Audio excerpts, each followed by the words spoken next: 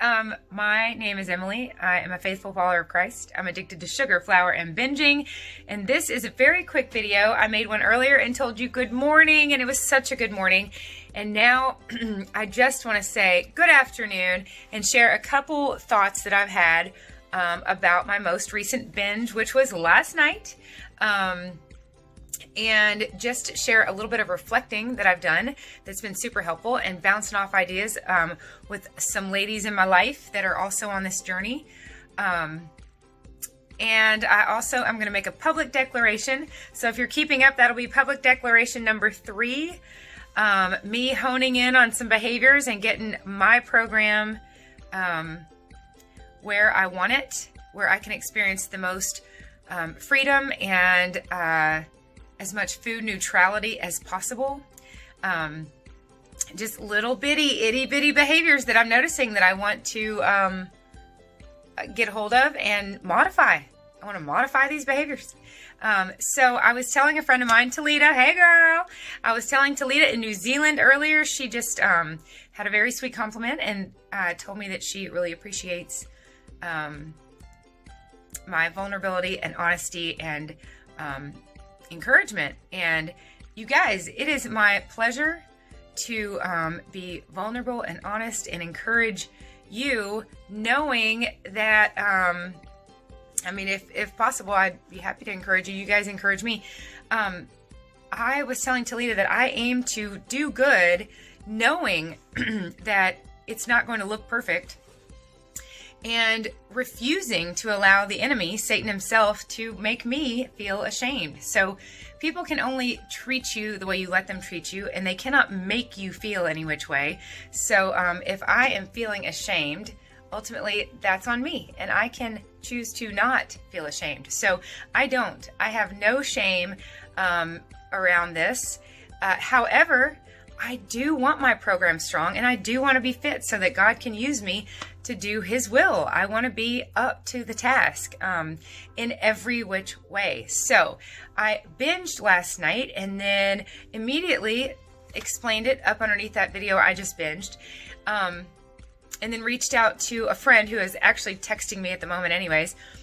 And then just kind of bouncing some ideas off a couple other people today, sort of doing some reflecting, including Diana. Thank you for helping me through this. A couple things upon reflection. Number one, I felt energized this morning. And you guys, that just makes me look forward to being through this weight loss phase. So hang in there. If you're still, and so many of us are still in the weight loss phase, let's keep in mind this is temporary, and eventually there will be more calories in our lives where we're not asking our bodies to go through the ironically exhausting process of burning its own stored fat, and that will give us more energy. And I have a couple ladies, you New Zealand ladies, that are in maintenance, and they tell me how nice it is to have more energy. And when I say energy, I mean calories. So I had a friend ask me, how do you feel this morning? I was like, actually, I feel like I have energy, which is great. The other thing I did not feel was hungover. So, this is all good stuff. I did not touch sugar last night. I did not touch flour. I do not expect to have a migraine tomorrow or suicidal thoughts in a couple days. That's all really good. Time out. Okay, that was my husband telling me that this contractor that's coming, we've got a couple guys coming to give us estimates. He has not shown up. So in a small town, a lot of times we go with someone that's willing to do it or someone that will do it. Finding someone that will or can do what we need him to do is half the battle. Anyways, so really good news. It was nice having energy this morning. And it was really nice not being hungover. So again, this is all progress. This is all progress. We are allowing our programs to evolve over time, little by little by little. Sometimes it's tiny steps, sometimes it's giant leaps. Also, there are 3 things that I noticed about last night. Yes, it was a very emotionally charged 48 hours. the terrifying experience of watching my husband go out onto a frozen pond to rescue cows. I mean, that was terrible. It was very scary. And then the next morning, unexpectedly hitting my 100-pound weight loss. So it was just these lows and these highs and so many emotions. And I want to start recognizing that as a red flag for me personally, that that when there's intense emotions for a day or so, I should be on the lookout for my body. It almost feels, how does Susan talk about those cravings where they are not insatiable, but hang on, I'll look it up. Overpowering. That was worth looking up. Overpowering, and they come on quick, and it's very strong. Anyways, I can kind of I should be on the lookout. If I've had some emotionally charged days or even hours, I should be on the lookout for my body wanting to seek comfort in food, but also seek emotional stability. That's what it feels like to me. I feel like a helium balloon and I'm flying away, and food feels like it is grounding to me. Like the weight of the food makes me feel like I'm not going to float away. It's very comforting to have a full belly in the midst of extreme emotions. So there's that. I want to be able to look out for that. So these are all reflections. You know, this is a very healthy process of just very objectively, and especially when there's, you know, you can let a little time pass, and then you can zoom out a little bit and see it from a distance, and just have some objectivity. Ask people in your life, talk to them, say, what do you think about this? Why do you, I don't know, just let other people ask you questions about, well, were you, I don't know, fill in the blank. So be on the lookout for emotionally charged. White rice. I need to watch myself with white rice, because I've made some good white rice and I've never made it in the microwave before. 3 cups of rice and 3 cups of water, and it came out sticky. Like you could make a little snowball with it, just like at a Chinese restaurant. And that texture and that noise, the stickiness, it's the mac and cheese noise. I know you know what I'm talking about. When you're stirring mac and cheese and you can hear it, the sticky noise. Oh man. And then my kids, everybody went to bed and I was left. I had just fed them some pork fried rice and broccoli and all this, but I had chicken in the Instant Pot, and everybody went to bed and it was finally finished. And you open up the Instant Pot and it's like, ta-da! And there was no one to eat it. So I volunteered. Anyways, I want to watch I want to watch myself with white rice. I'm not going to put it on my no list yet, but let's say it's in the yellow zone. I need to be careful. I don't think I would have tore up some brown rice like I did the white rice. And then finally, the other reflection of my binge last night was that I had eaten my dinner at, I think, 2:30 p.m. And that's a gamble. That's always a gamble. And I lost. So I don't want to do that anymore. Here's my public declaration. I'll make this in the kitchen for a different background. Let's go. Claire's doing her schoolwork. You want to say hi? Hi. Okay, so, and I also want to keep in mind, I have an emergency action plan that I do use quite often, but there's just times that it doesn't even cross our mind to use our emergency action plan. So we want to do as much as we can ahead of time to avoid moments like last night as much as possible. So to recap, I don't want to eat dinner so early. I need to be careful around white rice, and I need to consider super emotionally charged days to be danger zones as far as my eating goes. So here is my public declaration, and if you're keeping up, this is public declaration number 3. Like I was saying, the first one was that I will not eat sugar and flour alone, and that is actually a public pact. Yay! If you want to join it, go find that video and join it up underneath. That's a big one, because That's when it crosses my mind to eat sugar and flour, is when I'm alone. So, okay. The second one was when I said that I was starting to get tempted to eat breakfast at 12:05 a.m. So I would like sacrifice sleep and stay up from, 10 to 12 so that I could eat at 12:01 and then spend the next day with only 2 meals. No good. So I made a public declaration. Number 2 was to not eat between midnight and 5. So in other words, not eat my breakfast before 5. So public declaration number 3 is that I will not eat my dinner before 5 p.m. So, ta-da! I won't eat sugar and flour alone. I won't eat breakfast before 5 a.m. and I will not eat dinner before 5 p.m. In fact, I'm going to type those 3 underneath this video. Just make them official in more ways than one. Spoken word, the written word. I'm going to get all these tattooed on my left arm eventually. No, I'm not. So look here. It is 4:31.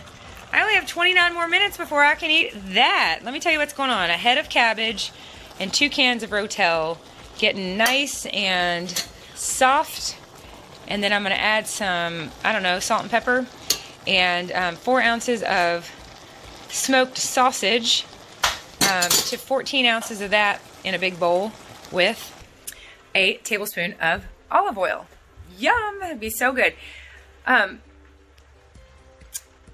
want to say too, this really simplifies things to take these kind of options off the table. I am actually pretty excited. I'm pretty excited, I have to admit. Speaking of nerding out, I'm pretty pumped about this because it just keeps my brain from begging me and going, it's 2 o'clock, it's 2:30, it's 2:45, it's 3. You should eat before you go get the girls. You should fuel up now before you get in the car. You should eat now. It's 3 o'clock. Eat now.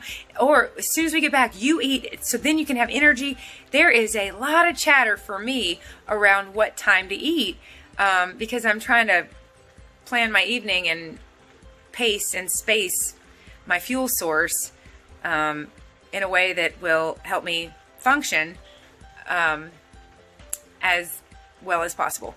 So this really cuts down a lot of that chatter. I'm pretty excited about it. No breakfast before 5, no dinner before 5. I'll have to figure out somewhere in there to get breakfast and lunch, but I will hopefully pace them well. And if not, I'll be back for some public declaration number 4. But I think this one will do me for a while. So there's all of that. That's my dinner I've got going. That's my little girl that's doing her work. We need to get back at it. And I will show you me claiming day 17 and how sweet that is after last night, which, again, was nothing like my binges used to be. Last night looked like a hefty meal. It looked in the range of normal, but you and I know it wasn't. It was not normal. In fact, it didn't look normal. I kept going after that rice. I would not do that in front of people. I should set up, I just need surveillance cameras in here and have a live stream. No, not really. Okay. Also, what did I do with yesterday? How did I take that Post-it note? Here's what I did. Here's how I handled it. I just reached in because I refuse to punish my efforts at getting healthy. I don't want punishments to be involved.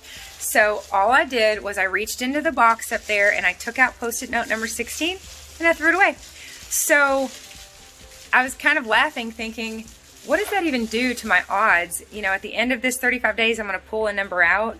And then I think I'm going to add a 0 to it and go buy myself something, whatever number it is. Now, there's no chance at getting $160 because there will not be a number 16 in there. But does that mean that you know what? It's in the dead center of 35, so it probably doesn't do much to my chances of getting a low number or a high number. Makes me glad that I binged on day 16 and not day 33. Am I right? All right. Stick around. Y'all can watch me claim if you want. If you're interested, I'll claim victory on day 17. Praise God. Talita, thank you. So I just clicked up here and checked my email. Talita sent me an email saying, Emily, yes, she has meal times. Talita, do you mind if I share? She's going to eat, or she eats her breakfast between 6 and 7 in the morning, lunch at 12, dinner at 6. Boy, does that sound good. I'm not sure I'm going to come up with exact numbers quite yet. There's a lot of fluctuating in my life. So I need some flexibility. But thank you. I'm going to be thinking about that and aiming better. It's been a shot in the dark lately. All right, bye.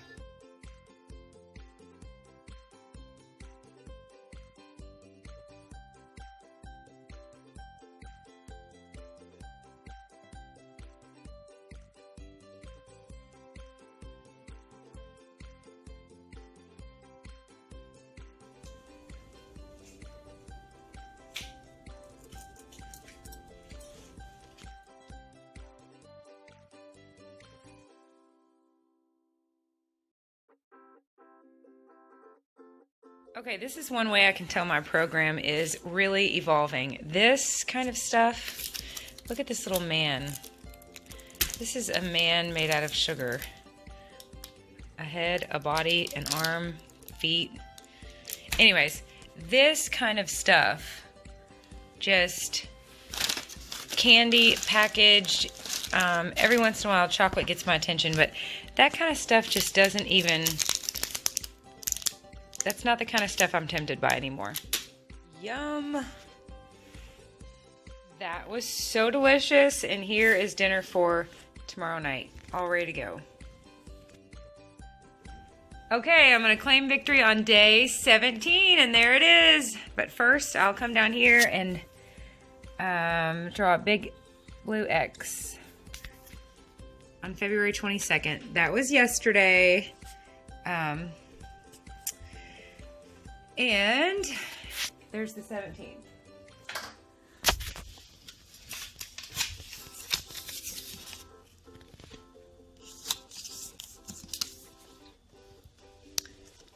In the box. And in the books. As always, it's never too late if you want to join our 35-day commitment. I explain it in the video called Super Fun 35-Day Commitment, and we are checking in up underneath the video called I Just Binged. All right, that's it, you guys. I'm going to enjoy my reheated gas station coffee, decaf, and then run errands with Mary while Clara goes to practice at basketball. Basketball practice. That's right. All right, you guys have a great night. I love you dearly. We'll talk soon. Bye. Okay, I was already editing that video that I'm about to upload about analyzing last night, and my dear Clara just gave me this. And she said, Mama, what starts with F that you're allowed to have? And I said, fruit. And she said, so this is the kind of candy that you're allowed to have. And I want you all to open this. Let's do an unboxing. I'll open it right now. Okay, so that was the sweetest thing. I opened this up. We thought she was recording, so I'm going to have to reopen it. But look what Clara did for me. She wrapped this up. She told me this is the kind of candy that I can have. And when I opened this, look what it is. A grape.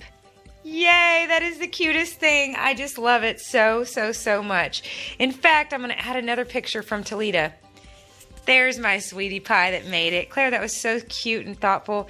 And I love this candy more than real candy.